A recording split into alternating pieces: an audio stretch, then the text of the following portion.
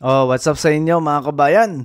Natatawa lang ako kasi may mga nagko-comment sa atin dito, no? Hindi naman marami mga kabayan. Kukunti lang. Sinasabi nila na naiinis daw sila doon sa salitang kabayan kasi sa dami daw ng mga sinabi natin, ang dami daw nung kabayan, no? Huwag na kayong magalit kasi naging ano na natin yan. Kumbaga naging habit na natin yan. Lalo pa dito sa bansa na to mga kabayan. Kailangan kong gamitin yung salitang, uy kabayan, ikaw, kabayan ka ba? Mga ganon, no? Kasi pag minsan napapagkamalan natin yung mga Indonesia na kabayan, no? Kamukhain din kasi ng mga Pilipino. But anyway mga kabayan, maraming salamat sa mga bagong subscribers natin. Sa mga hindi pa, ayan, mag-subscribe na kayo mga kabayan. Dumadami na tayo dito. At anyway, no mga kabayan, ito si Kungon, no? Nagsalita na naman mga kabayan ang napasama sa drug watchlist ni PRRD. Ito na ang ganti ni Kungon mga kabayan. Ito ang sinasabi niya, Grand Budol ng Duterte drug war makakalkal sa ICC trial. Sabi ni Kungon mga kabayan. Ito ang nagsabi. Para simple, ganito po. Bakit Grand Budol ang war on drugs? Kasi hindi lang ito madugo. Ito po ay isang bilyong piso. Pisong negosyo. Alam niyang negosyo mga kabayan. Yung maliliit na nagtutulak, pinagpapapatay. Pero yung mga malalaking sindikato, lalo pang lumakas. Bakit kasi sila ang kumontrol sa supply? At kapag sila lang ang natira, sila rin ang nagtakda ng presyo.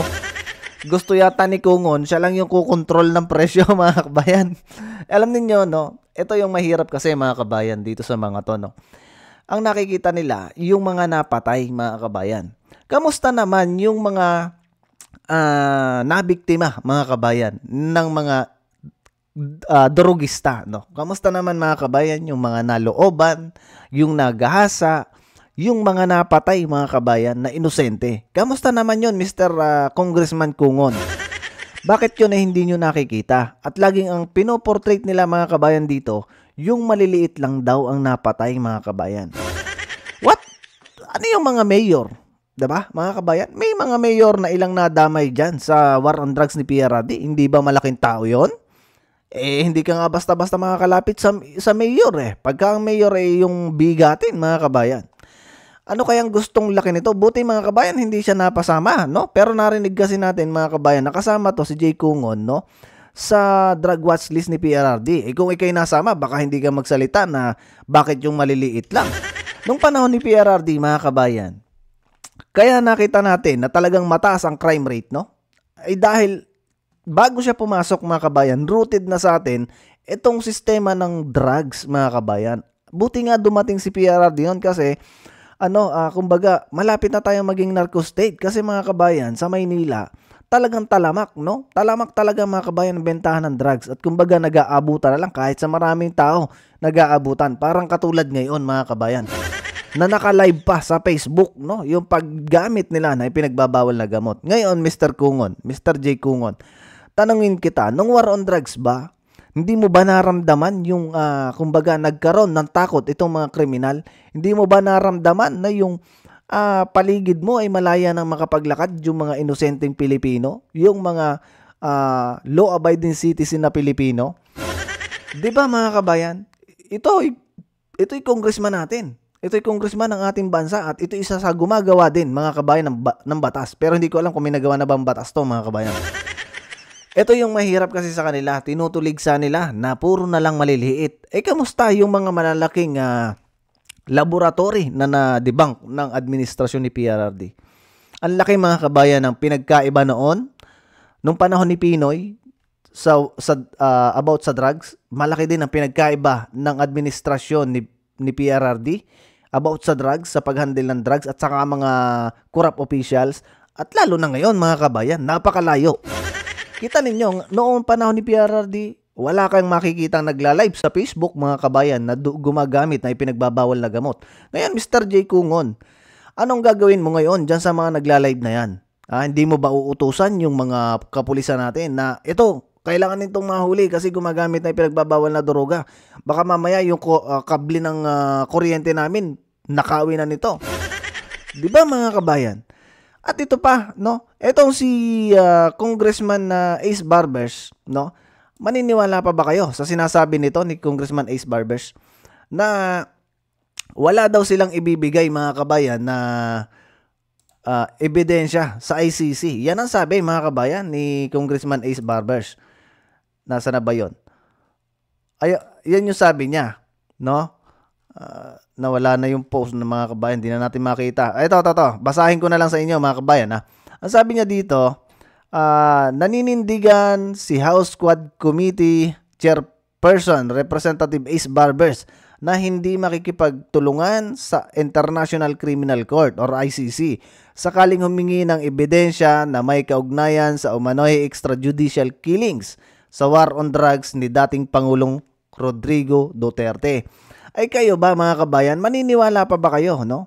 Maniniwala pa ba kayo dito sa sinabi niya? Kapanipaniwala pa ba mga kabayan? Yung mga pinagsasabi ng mga congressman na to, sa ngayon mga kabayan ng Pilipino, karamihan sa mga Pilipino, hindi na naniniwala, hindi na sila naniniwala sa mga ibinubuka ng bibig nitong mga congressman na to. Dahil sa mga inasal nila mga kabayan, dyan sa Huwadcom, 'di ba? Diyan sa Congress. Kaya yung mga Pilipino ngayon, anong pangit na ng tingin sa Kongreso. Karamihan mga kabayan Iyan yung problema kasi, no? Gusto nyo na maging malinis kayo tingnan sa mga Pilipino, gusto nyo na papabor sa inyo mga Pilipino, pero yung pinakita nyo sa mga Pilipino, hindi ka katanggap-tanggap. Una, yung kay Vice President, inaraw-araw ninyo, umaga, tanghali, hapunan, yun ang topic ninyo dyan sa Congress, 'di ba? Ang inaano ninyo, yung mga confidential funds. Dapat naging patas kayo kung gusto ninyo na panigan kayo ng mga Pilipino. Dapat hindi lang yung Office of the Vice President. Dapat ay lahat na nakakatanggap ng confidential funds, 'di ba mga kabayan? Kung talagang sila ay para sa mga Pilipino. Yan kasi ang problema sa atin mga kabayan, kampi-kampihan, 'di ba? O ito, yung pulis mga kabayan na nag-viral, no? Ayan, yung isang pulis na matapang mga kabayan na nagpahayag ng kanyang saloobin dito sa mga nangyayari sa gobyerno. Eto, ang sabi dito mga kabayan sa Philippines Defense Force Forum, no? Yan mga kabayan ay nakita na siguro mga kabayan ng ating magaling na general ng na si Torre mga kabayan. Sabi dito mga kabayan the Philippine National Police has formally filed charges against Patrolman Francis Steve Talpion Pontillas, also known by his social media handle Pons Stevie Vlogs, at the Quezon City Prosecutor's Office for violating Article 142, inciting to sedition, na parang katulad mga kabayan sa sinampa na kaso kay Mayor Baste mga kabayan.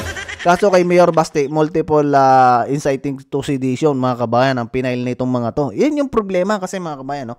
Pinipigil nila yung mga tao na maglabas ng saloobin, no? Lalo na ikaw ay may katungkulan sa gobyerno, mga kabayan. Ay, yan nga may mga katungkulan na, mga kabayan, May mga katungkulan na sa gobyerno. Kumbaga, mayroong katayuan sa ating sosyalidad. Ginaganyan nila, mga kabayan. Kamusta tayo mga normal at ordinaryong Pilipino? Ito pa ang sabi, mga kabayan, of the revised penal code in relation to Republic Act number 1017-5, Cybercrime Prevention Act of 2012. The case is stemmed from Pontillas' social media post following the arrest of former President Rodrigo Duterte by International Criminal Court.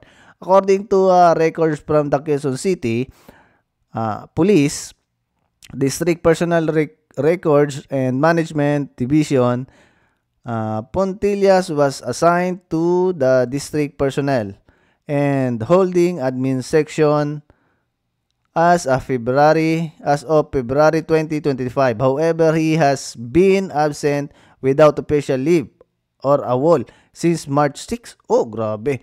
Siguro sa sama na ng loob mga kabayan, hindi niya na matanggap yung nangyayari sa pamahalaan. Saan na yun? The PNP reiterated its commitment to professionalism and discipline, reminding all personnel to uphold the highest standards of conduct.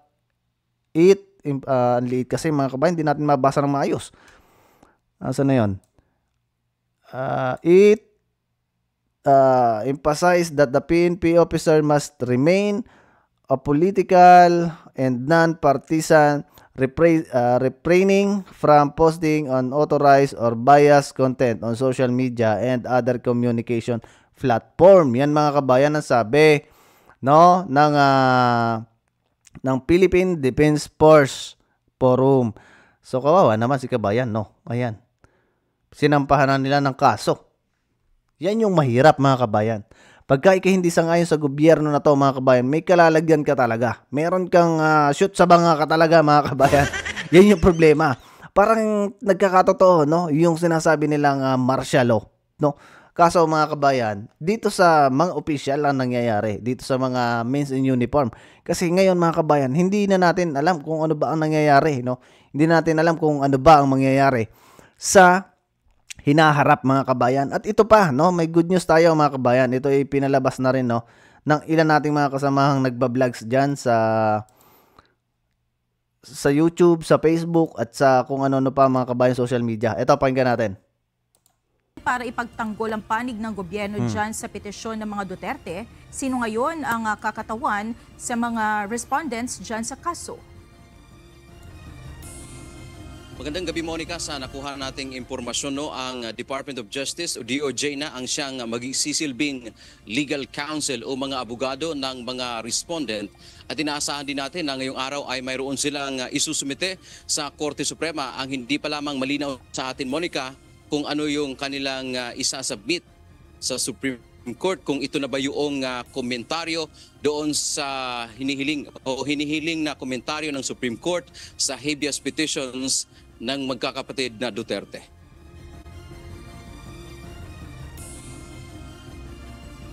Unang naglabas ng impormasyon si dating Presidential Legal Counsel Salvador Panelo hinggil sa pag-atras o pagtanggi ng Office of the Solicitor General o OSG na irepresenta ang respondents sa Consolidated Habeas Corpus petition na inihain ng mga anak ni dating Pangulong Rodrigo Duterte sa Korte Suprema noong nakaraang linggo.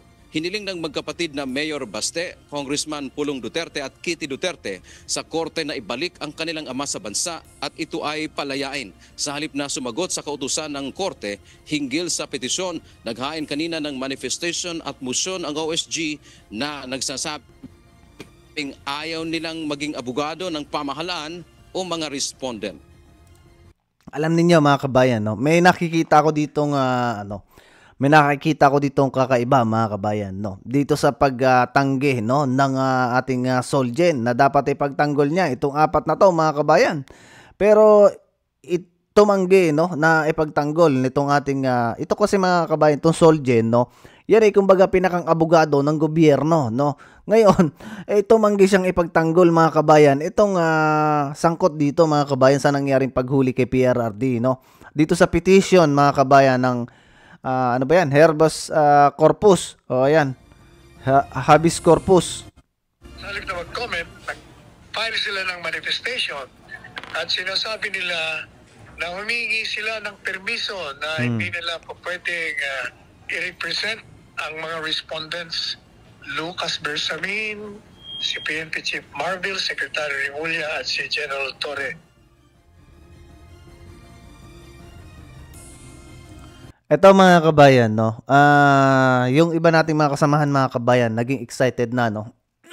Yung mga ibang kasamahan nating sumusuporta kay PRRD, naging excited na dito, miski si Attorney Panelo, no. I think mga kabayan, no. 'Di ba hindi na nga mga kabayan itong Solgen hindi ipagtatanggol yung apat na yan. I think mga kabayan, no, na meron itong DOJ, no, na may plano. Kasi mga kabayan, planado na itong nangyari na to. Meron yung mga nakita mga kabayan sa batas natin o sa constitution natin mga kabayan na kumbaga, siyempre nag-issue mga kabayan ICC through Interpol. Tapos ang naghuli itong ating mga arresting officer mga kabayan. Kumbaga, naging tools sila. At I think mga kabayan, meron yan sa constitution natin, meron yan sa saligang batas natin mga kabayan. Hindi pa lang natin nababasa, no. Pero tingin ko mga kabayan ay yung pagtanggi na to ng Solgen na to na hindi pagtanggol mga kabayan at ang mismong DOJ ang magtatanggol sa kanilang apat mga kabayan. I think meron yung mga yan na plano na, no? Napaghandaan na nila mga kabayan yung mga nangyari na yan. Kasi hindi yung mga kabayan magtitigas-tigasan na ganyan kung yan ay hindi na napagplanuhan. Alam niyo naman mga kabayan itong administrasyon na to. Diba? Na traidor nila yung mga Pilipino. Lahat ng ipinangako ng administrasyon walang natupad mga kabayan. Kahit sa kanyang mga naging kaibigan, walang nangyari mga kabayan. I think mga kabayan, meron pang mas malaking nasa likod nito, no? Maliban kay Bongit mga kabayan, meron pang mas malaki kay Bongit. Yan lang yung nakikita ko mga kabayan. At sana, no mga kabayan. Ito na naman tayo, dumadami yung words na kabayan. May magko-comment na naman dyan na. But anyway mga kabayan, no? I think, no, napagplanuhan na nila to. At yan base din mga kabayan. Siyempre, nasa kanilang resources mga kabayan. Nasa kanilang lahat ang kapangyarihan. Natural, may mga abogado yan mga kabayan na nakapalibot dyan sa administrasyon na yan.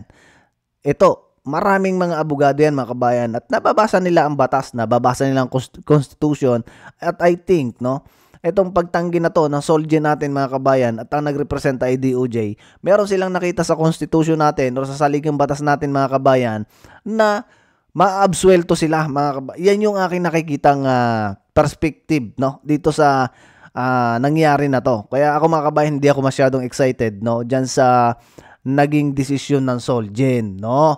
So anyway, no, mas maganda siguro mga kabayan, basahin natin yun at revisahin natin ulit yung constitution natin or yung laws natin kung ano ba yung mga magiging action nitong DOJ. May naamoy ako mga kabayan at sana mga kabayan, mali yung aking hinala dyan sa pagre-representa ng DOJ. So anyway mga kabayan, hanggang dito na muli ang ating video. Ingat kayo, maraming salamat sa mga bagong subscribers natin. At adios muna sa inyo mga kabayan. See you sa susunod na video.